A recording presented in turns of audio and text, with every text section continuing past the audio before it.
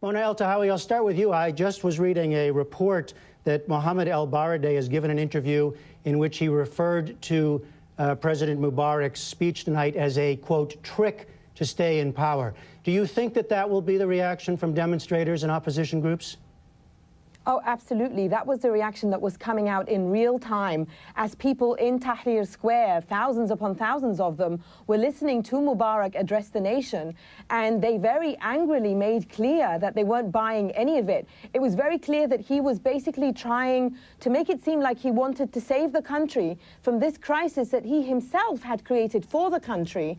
And then this idea that he wouldn't run again and that he had never intended to run again. Nobody in Egypt buys this. And you could hear very clearly, I was watching Al Jazeera English online, people saying, leave, leave, irhal, irhal in Arabic.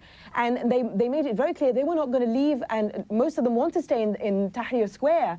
And they were telling him that you're the one who's going to leave, not us.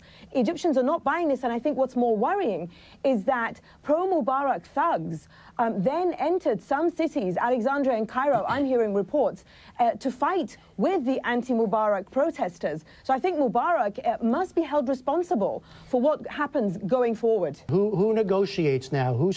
Who speaks at this point? To whom? You know, I think that the fact that we've seen, up to 1 million people, if not more, in Egypt today, from all walks of life, I think that really speaks to the kind of democracy that Egyptians have wanted all along and that the Mubarak regime claimed didn't exist because it always positioned itself as either us or the Islamists. And I think it's absolutely imperative that the young people who have been at the lead of these incredible protests that I have never seen anything the like of in my life. I was born in Egypt, I'm 43 years old. It's absolutely unprecedented.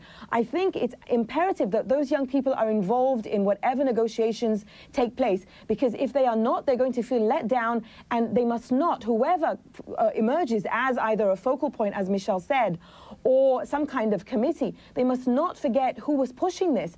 And I think it's imperative also for the US administration to understand that it's a good thing that there isn't this one person behind the protest, because that says clearly that Egyptian society is now stepping forward and wants to be this kind of robust democracy that represents all points of view. The neighborhood watch committees that we've seen rise up or kind of form organically against these thugs who are out on the streets. I mean, that says to me that Egyptians are out there being civil, taking care of their own neighborhoods, saying we are ready to assume responsibility for our country. And finally, the fact that we haven't had the police on the streets for so many days, and yet it's been incredibly peaceful, barring the thugs that the Mubarak regime sent out, that is a good sign for me. So I think it's good that we don't have this one person driving it, but many people who must be included.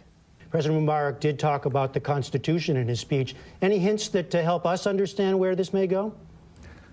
He referred to 2 articles in the Constitution that have to do with what kind of candidate can run. And this has been a long-standing problem in the Egyptian Constitution. Basically, after protests in 2005 in Egypt and pressure by the then Bush administration, Mubarak amended the Constitution to allow other candidates to run. And that's how Ayman Noor ran against him.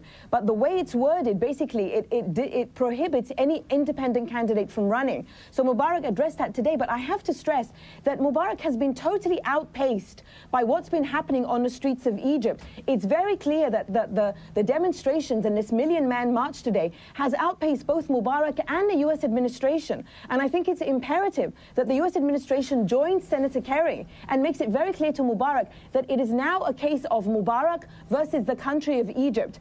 And for the sake of the stability of Egypt and its people, Mubarak must step down. I think this is absolutely crucial for the Obama administration to understand.